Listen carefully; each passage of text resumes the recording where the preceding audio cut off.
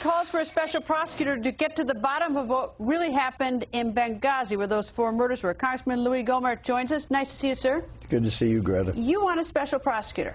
Well, there's a group that's going to be in Washington Thursday. A lot of special operations folks, special forces people, 100,000 signatures that demand a special prosecutor.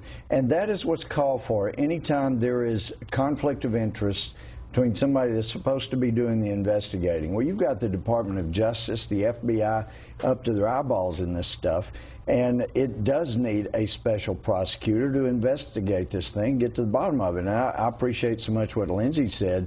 Congress does need to be looking at it, and we do need to hear from General Petraeus. But it just, I mean, correct me if I'm wrong, a special prosecutor would work for the Attorney General, be appointed by the Attorney General, right? That's right. Okay, and he may have some questions himself. He may be someone who should be up on Capitol Hill testifying. Absolutely. There's a genuine conflict of interest. In fact, this whole plot, as you laid it out earlier, I mean, it's so wild. Dallas would probably say this is too wild for our soap. You know, it's just crazy. But I tell you what, you know, as you see this develop, and you think about, you know, how would this have happened? That General Petraeus comes out with a statement immediately after saying, hey, nobody in intelligence ever said stand down. And then he comes to the Hill on the 15th, 4 days later, and he just parrots the White House line. Gee, what was different between the 12th and the 15th?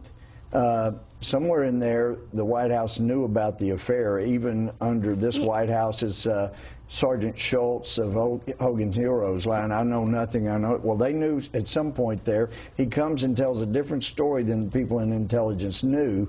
And then, I tell you what, if he came to me as an attorney, go back pre-Chief Justice, pre-judge, back to the lawyer days, I'd have said, okay, what you're going to do, you're going to resign. We're going to make a big deal about the affair so that nobody can hold it over your head and blackmail you.